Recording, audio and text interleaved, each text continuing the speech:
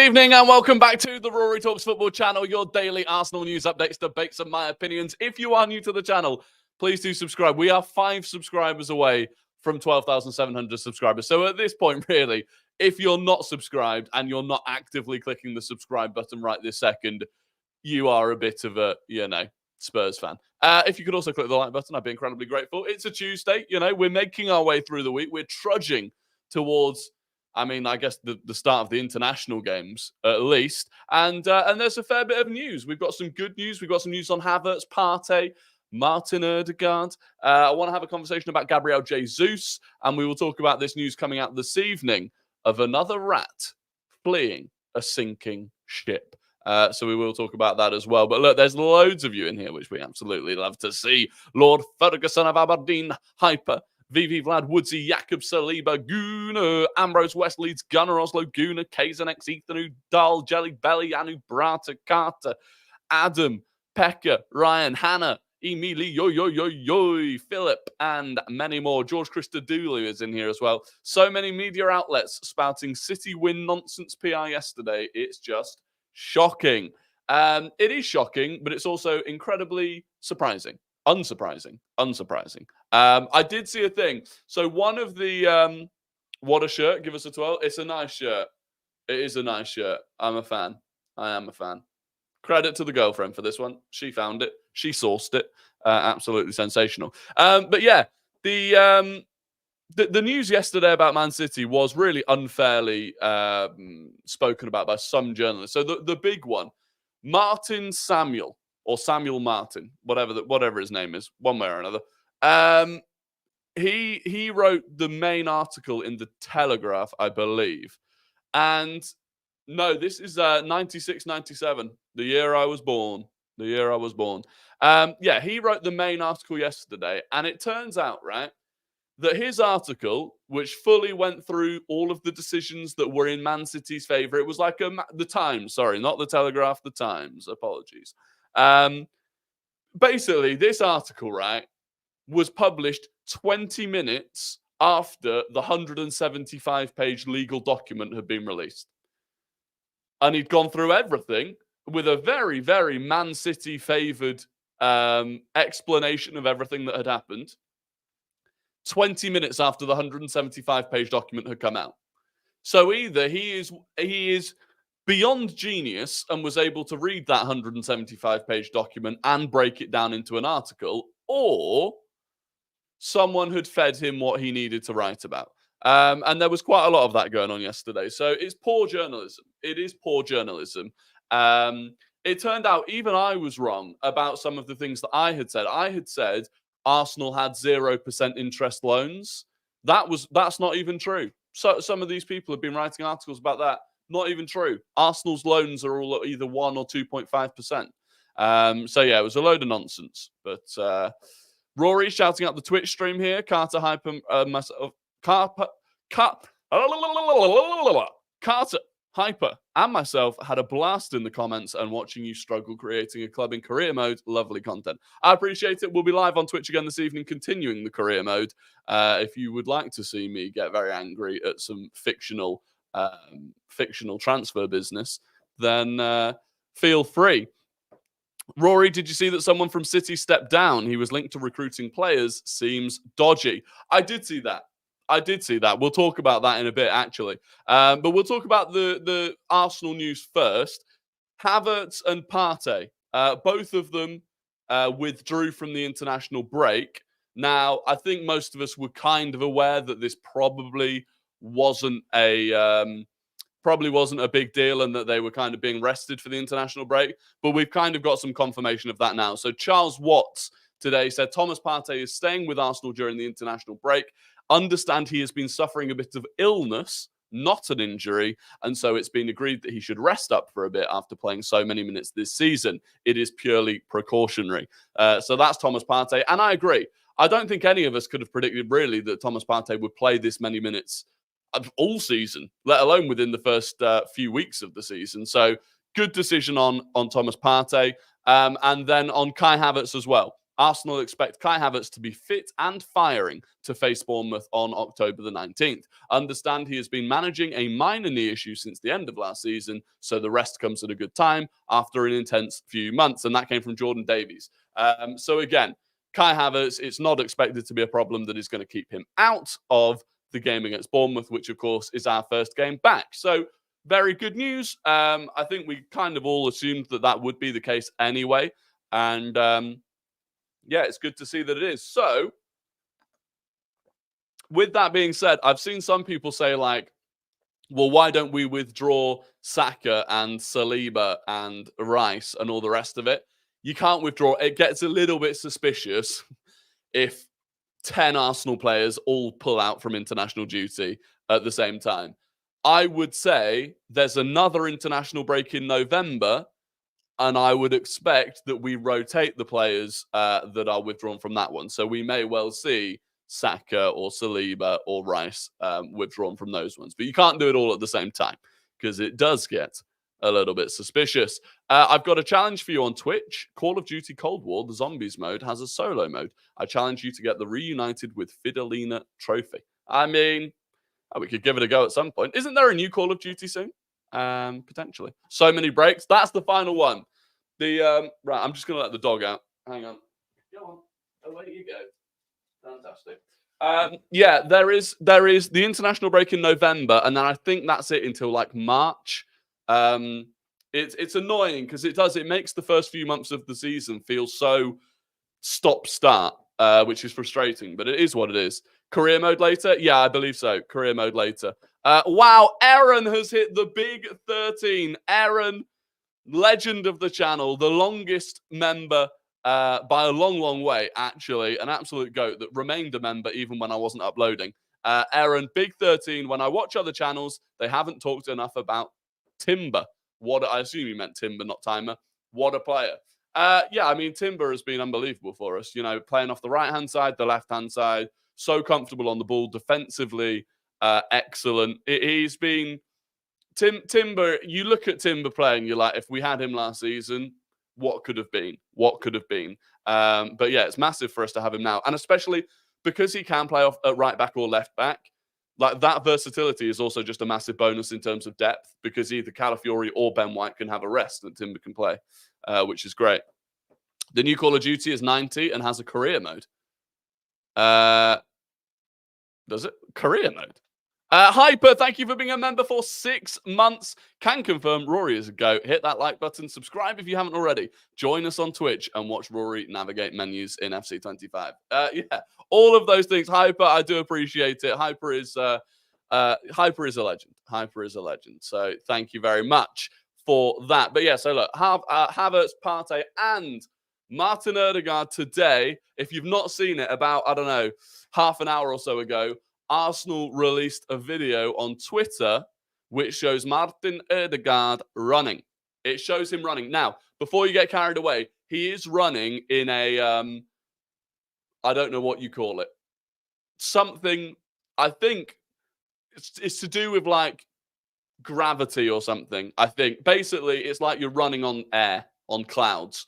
So he's running in this thing. It's got like a thing around his waist and then his legs are in this like chamber. But he's running.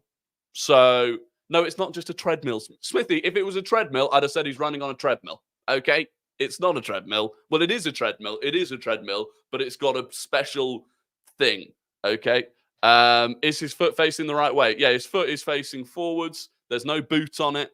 4 weeks, I heard today, before Ødegaard is back. 4 weeks would be frustrating. Although it's only, we just need him back for Liverpool, to be honest with you. Just need him back for Liverpool. The first time we see Marino, Ødegaard, Rice is going to hit different. It is. The first time we just see like our strongest starting 11 is going to be unbelievable, and I am very excited for it. But yeah, look, at least we have air resistance and pressure decreaser. Yeah, basically. Did I see your tweet at me? Did you see my tweet at you a minute ago? Our points and goal difference is exactly the same as last season. I didn't see the tweet, but yeah, we are literally on the exact same points and goal difference after 7 games that we were last season. But when you factor in that we've had a much harder run of fixtures our only like Big Six game at this point last season, I'm pretty sure, was United at home. So we've had a much tougher start, and we've had injuries, and we've had red cards. So the fact that we're on the same number of points and goal difference it is big. It is big. But yeah, so Ødegaard coming back. Obviously, I mean, John there has said 4 weeks. I don't know, to be honest. I'm not going to pretend that I know what stage of recovery he's in at this point. I'm sure there are probably people out there who have said, or who think that they know how far away it is from his return. But look, he's on the road to recovery. Havertz and Partey are fine. Did you see what Charles Watts has said about next summer transfer targets? Yeah, Charles Watts still thinks there's a good chance that we go for Benjamin Sesko. And I don't disagree. I think we probably will. We did put a lot of groundwork into that signing. I think him signing a new deal and staying at Leipzig was kind of a 1-year thing. I don't think he's going to stay there again next summer. And, if you look at Arsenal players and you look at lots of different players, each having almost like a unique thing about them, which makes them stand out. One thing that we don't really have is an unbelievable striker of the ball. We don't really have someone that can just let rip from anywhere and hit a ball cleanly. So Sesko ticks that box, because if you see Sesko hit a ball, it is unbelievable. Yeah, and he's got the height. He's got the height. He's got the pace. Trossard to an extent, but Trossard's is more technical, I think. Unbelievable off both feet, to be fair. But I would say the fact that Trossard probably is the best ball striker we've got, it kind of proves the point. He's a great ball striker, but that goal in the UCL recently was a thunder bastard. It was. It really was. Sesko's looking good. Him and Havertz up front is stupid height for Saka to hit. Yeah, imagine that. Imagine Saka looks up. He's about to whip a ball in, and he's got Havertz front post, Sesko behind him, and Marino behind him. That is fantastic. The height of his leaps has Nicolas Jova licking his lips. Yeah, exactly. Exactly. So glad I found your channel. Such a rational approach to Arsenal results, news, and players. Gunner PL, thank you very much. That means a lot. I really do appreciate that. What actually was Ødegaard's injury? Was it ligament damage? I've only seen ankle. It must have been ligament damage, yeah. For the amount of time that he's been out, I think even Arteta said, he said that there was ligament damage. They didn't really go into specifics of which ligament and how badly damaged it was. But yeah, I think it was ligament damage. Sesko will definitely get 10 touches at the Etihad when we play them, but he will score. He is that type of player, yeah. He is that type of player. Saka hitting Havertz front post while Marino hits Sesko at the far. Unstoppable. Yeah. Marino's movement when he gets into the box looks superb. Yeah, he knows how to drift. He knows how to drift between defenders, for sure. Did you see the knobs on Twitter saying Saka is about to hit his prime and doing well because Ødegaard is not causing him problems? No, not really. I kind of just ignore people on Twitter these days, to be honest. I find it's easier to just ignore them. I want to talk about Gabriel Jesus a little bit more, because there's this kind of ongoing thing now about just Jesus in general and how he's been so far this season. Jason, thank you very, very much for the 199 super chat. Hands down, the most rational YouTuber. Come on, you Gunners. Jason, I really do appreciate that. The support is greatly, greatly appreciated, and so are the kind words. But yeah, with Jesus, for me, like, we don't need to go overboard on the criticism. Like, the issues are there. I think we're all kind of aware that the issues are there. The criticism doesn't need to go much beyond that, based on the fact he's not starting games. For me, well, he started the Southampton game, but outside of that, for me, the issue actually is, because I'm certain he'll either go in January or he'll go next summer. I'm fairly certain of that as well. So for me, actually, the issue is, if Havertz gets injured right now, there's not much of a solution. That's the concern that I have. Because, like we saw with Southampton, if we went through a prolonged period of time where Jesus was starting as our centre forward, I think we'd be in trouble. And in fact, I'd probably rather at this stage have Leandro Trossard start as a centre forward than Gabriel Jesus. And for me, that's the problem. It's just, I'm looking at the squad now, and that is one of the areas where I'm like, and this kind of international break withdrawal thing made me think about it. Like, a Havertz injury right now would be problematic for us. Devin, thank you very, very much for the 6-month membership. Unbelievable support from Devin. Everyone thinks Rory is rational until he starts talking about cheesecake. He goes off the rails. Well, look, there's no rails to be on here. There's no rails to be on. Cheesecake is the best dessert. It is. Cheesecake is top tier, and I'll die on that hill. So, but Devin, thank you very, very much. Did you see the video when we scored the 3-2 against Leicester and he didn't celebrate a damn shit? The passion isn't there. I have seen it. Do you know what? Like, that clip looks bad, right? If you've not seen it somehow, it was from the bench cam. I think it was from the Arsenal bench cam, and so it's focused on Arteta when we scored the third goal against Leicester to go 3-2 up. And Jesus was getting ready to come on. And of course, at that point, Waneri has already come on ahead of him. And so I'm sure that pissed him off. I'm sure it did. But, and he doesn't celebrate. The goal goes in, and Arteta wheels away celebrating, and Jesus doesn't. But I don't want to read too much into it. Like, yeah, you should just be there for the team, 100%. But every player... Yeah, I don't know. It's a difficult one because he should be celebrating. And to be fair, when he's come on at times recently, it hasn't felt like he's playing for the team. It's felt like he's playing for himself a little bit. But I kind of get it at the same time because there is a lot of pressure on him, and he probably does feel like, it probably feels like it's City all over again, and it is to an extent. It is City all over again. He went to City as a young player with a massively bright future and kind of ended up just becoming a squad player. And he said himself when he joined Arsenal, the reason he wanted to leave City was because he wanted to be a main player. He wanted to be, the main man up front. And it is like deja vu. The project has gone past him and he's struggling. So I do understand that side of what his mentality probably is. But equally, I understand, I sympathize, and that's where it ends because I don't really care. In terms of, what's best for Arsenal is what we need to think about. And right now, what's best for Arsenal is someone better than Jesus being there if Havertz gets injured, or even to play alongside Kai Havertz. So whether that is Isak, Gyökeres, Benjamin Sesko, really, like January would be the time where I'd want to get one. The difficulty is it's going to be impossible to get one of them in January. Get the likes up, people. Yeah, if you could click the like button, there's over 200 of you here. If half of you, just half of you, could click the like button, get us up to 100 likes, that would be greatly appreciated. It does massively help the channel. It helps us grow. And also, if we're not on 12,700 subscribers now, I'll just be upset. So that's it.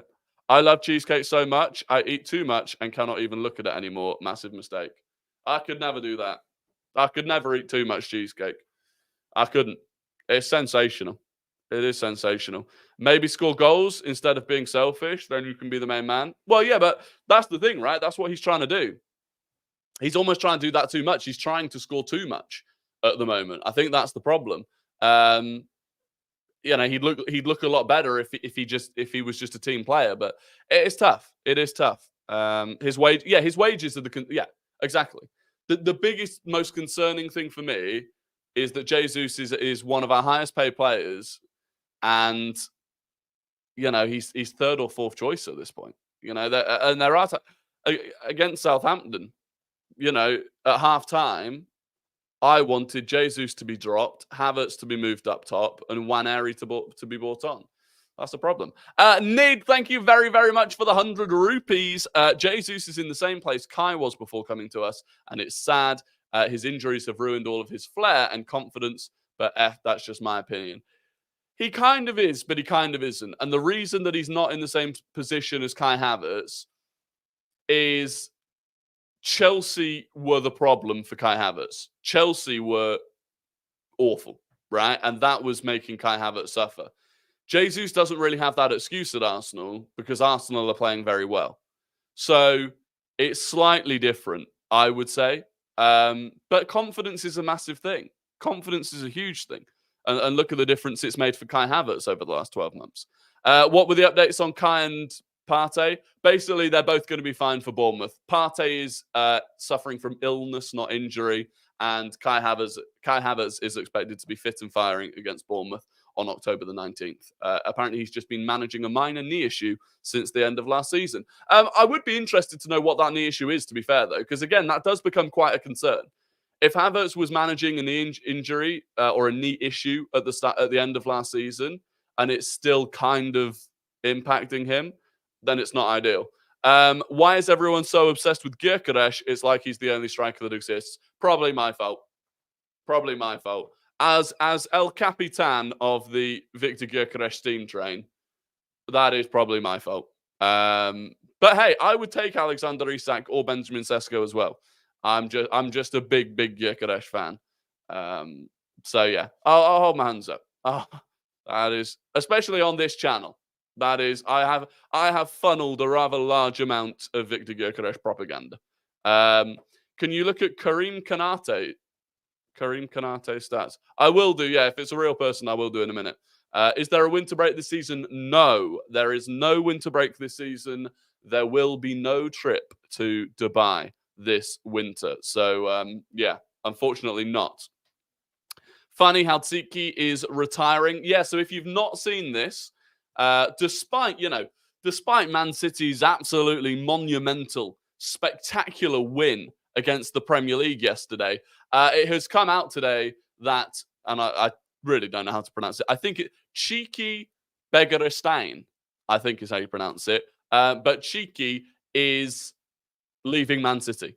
He is leaving Man City, and yeah, Man City fans will tell you that it's all just one big coincidence that all of these people are leaving. I would suggest it is probably not just a coincidence. It is, potentially rats fleeing a sinking ship, leaving one by one. But it's big for them. It's even if it is coincidence, even if he is leaving, they're saying that this was planned for a long time and he wanted to retire at the age of 60 and that's why he's leaving and yada, yada, yada.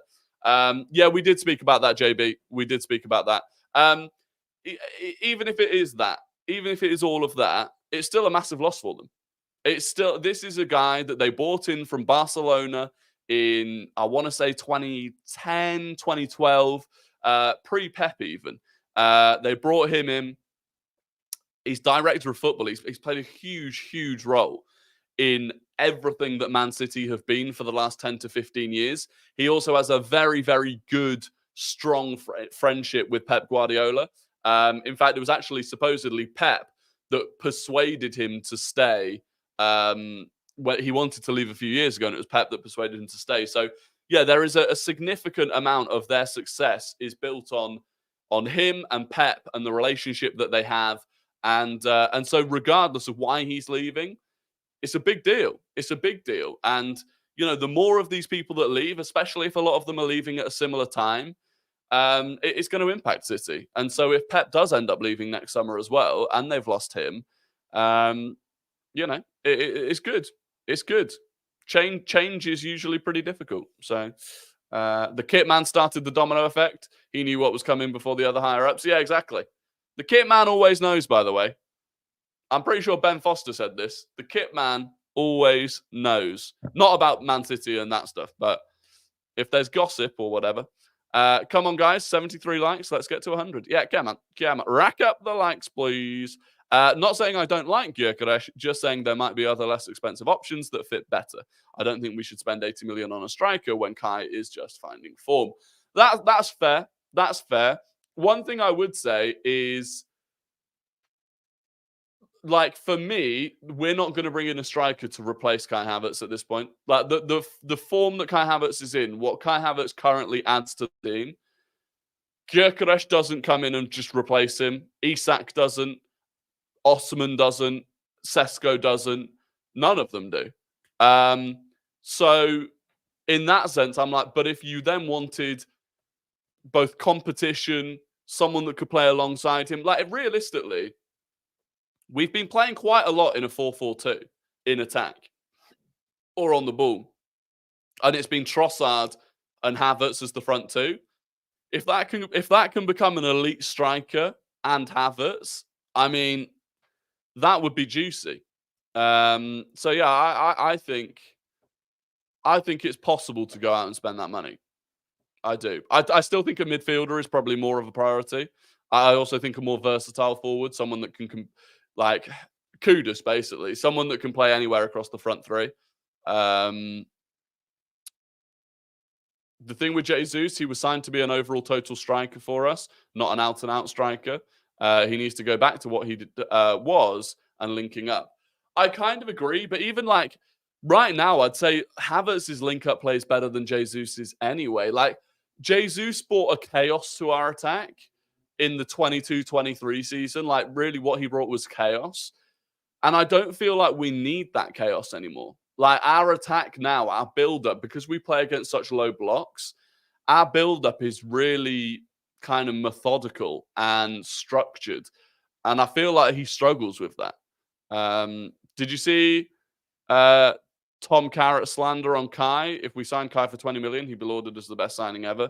I didn't see that, but it doesn't surprise me. What happened to Evan Ferguson? He's completely dropped off. Yeah, I don't really know. I know he got a couple of injuries, which set him back a bit, but yeah. I mean, considering the summer before last, Brighton were talking about wanting 100 million for Evan Ferguson. I agree. Just have no idea who we'd bench. I think people worry about that too much. I think people worry about who we'd bench a little bit too much. In the same way that now we're talking about, like, who do we bench out of White, Timber, and Calafiori? Doesn't matter. Do you know what the beautiful thing is? It doesn't really matter. But the fact that you'll be able to bring one of them off the bench does matter. The fact that if any of them get injured, there's someone to step up of that level does matter. So it might be that, I mean, they'd come in probably and hold bench to start with anyway, because they'd have to get used to the team. There would be games, I imagine, where like maybe Kai Havertz drops into Marino's spot if we're against a really easy team, or a team that's going to sit in a horrible low block. There's lots of different ways of looking at it. But right now, the issue is we don't have really a Kai Havertz backup or replacement. And I think that's the worry. Who the hell actually thought Jesus was a striker? We all knew he was a winger, hence why he was cooking at City playing wing. Yeah, but the issue with the wing was that we didn't really need a winger at the time. And I mean, now, fair enough, when he joined, maybe, but now Jesus just doesn't have the pace to be a winger. Like, he's lost at least a yard of pace to the point where he doesn't have the pace to be a winger. So, yeah, it's a tough one. It's a tough one. City play Rico Lewis some games, sometimes no. Sometimes Savio plays, sometimes Doku plays. City do what we should. Yeah, exactly. City have basically dropped Phil Foden at the start of this season. And no one even really mentions it, you know? I feel like we need to get out of the... And you don't even necessarily have to say that players have been dropped. They're just not being, you know, they're just not starting right now in this particular game or whatever. So I think it's fine. The more the merrier, as far as I'm concerned. Having Sesko and Havertz as our strikers, it means we have a great striker for every situation. Yeah. Yeah, 100%. Duran is also interesting, but he will cost. Yeah, Duran will be way too expensive now. If you like Duran in the summer, if you got him for like 40 million, bargain. But now I think he'll end up being too expensive. I hope we get a non-league team in the FA Cup third round and we play youngsters and send the senior team to a holiday destination. I don't know, maybe Dubai. Yeah, the issue is I still think the FA Cup game, it's only going to be like a 7-day. It'd be like a 6-day break, I think, because we're playing every 3 days at that point when the third round is. Should we have kept Nketiah and let go of Jesus? No, because Nketiah wasn't good enough either. So Nketiah needed to go.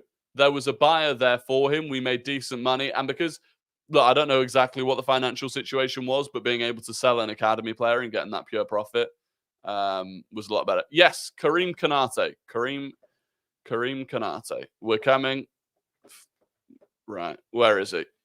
Karim the Dream Konate. Coming right up.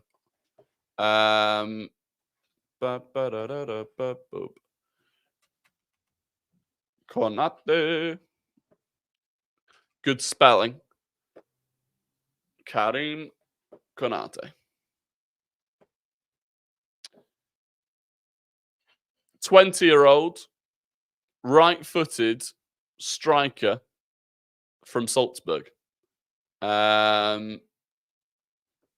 Interesting.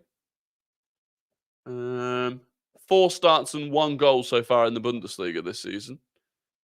I mean, so we'll do the greenery check is he's good at scoring penalties. Chance creation's not bad. Pass accuracy could be better. Not a fan of this. This is, I'm sure on the eye, maybe he looks good, but I don't really know what I'm meant to be saying. Don't know what I'm meant to be seeing with old Karim Konate here, to be honest. Am I missing something here? Is there something that I don't know? Is there something that the stats don't show about Karim Konate? I'm not too sure. Last season, he got 20 goals last season. Okay. You got 20 goals last season. Yeah, Marmoush has been smashing it. Marmoush, if you had concerns about Gyökeres being a one-season wonder, Marmoush is what, like 25, and this is his first kind of breakthrough season. We wouldn't have made money selling Jesus. No, we bought Jesus for 50 mil. Whenever we do sell him, we'll be making a loss on him, for sure.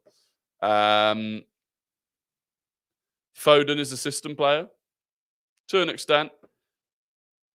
England, Saka, Watkins, Gordon, with Palmer behind them alongside Jude, drop Foden into the Mariana Trench. Yeah, for me that would be. I mean, we'll speak about England's setup during the England game, but yeah, I'd probably agree with that. I probably would agree with that.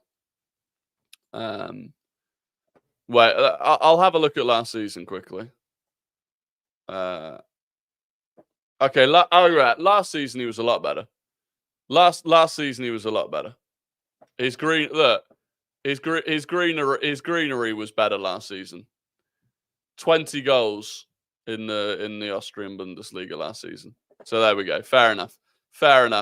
This season he's waiting to get up and running.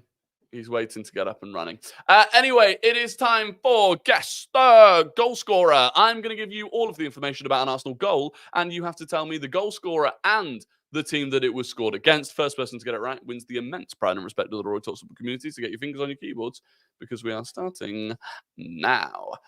This goal was scored with the head. Remember, you need to give the player and the team that it was against. It was a headed goal. It was assisted by Benjamin White in the 86th minute at the Emirates in a 2-1 win in March 2024. Headed goal assisted by Benjamin White in the 86th minute at the Emirates in a 2-1 win in March of this year. Who was the first person? People were getting the right player, but the first person to fully get it right was... Oh, wait. There's no way. It was Ethan Ødegaard, and I think he did it on a guess. Ethan Ødegaard, it was indeed Havertz versus Brentford. That is unbelievable. That was like the third message after I put starting now. That is outrageous from Ethan Ødegaard. Kaisernacht was second. Nid was third. Ross was fourth. And Emil was fifth. But it was indeed Kai Havertz versus Brentford. That was a completely random guess just because you were talking about Havertz today. That's outrageous. That is actually outrageous.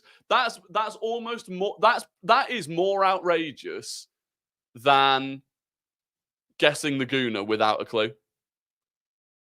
Because there are literally, the amount of different goals that you could choose from. Like to get the player and the club, like the exact goal. That's crazy. He also scored home and away against Brentford, so I had 2 chances. True, but that is fair play. That is crazy. Crazy. Anyway, now it is time for Guess the Non-Gooner. I'm going to give you the entire career path of the player who does not and has not played for Arsenal, and you have to tell me who it is in the chat. First person to get it right wins the immense pride and respect of all the RoryTalksFootball community, but not as much respect as Ethan Ødegaard currently has. This player started their career at America. They started their career at America. They went to Atletico Madrid. They then went to Benfica. They then went to Wolves on loan. They then went to Wolves permanently. They then went to Fulham. America, Atletico Madrid, Benfica, Wolves on loan, Wolves permanently, Fulham. Who is the player? And the first person to get it correct was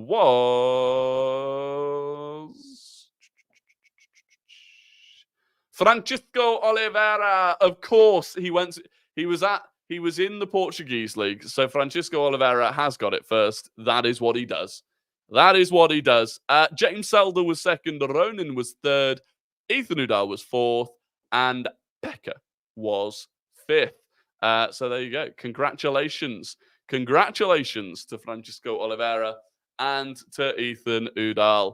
Have you seen Arsenal's TikTok of Ødegaard running? Yes, we spoke about that. Yeah, he's running in some sort of chamber, so there's not as much pressure on that ankle. But it's a good sign. At least he's no longer wearing a boot. So, yeah, happy days. Anyway, look, that is going to be the end of the stream. Bit of a shorter one today, but, it's the international break. There's not a huge amount of news for us to talk about. I'll be live on Twitch later, 10:30. Twitch link down in the description. Career mode, getting very angry at some really fictional people. Other than that, we'll be back live here tomorrow. If you could click the like button, subscribe if you're new, and have a fantastic evening. Goodbye.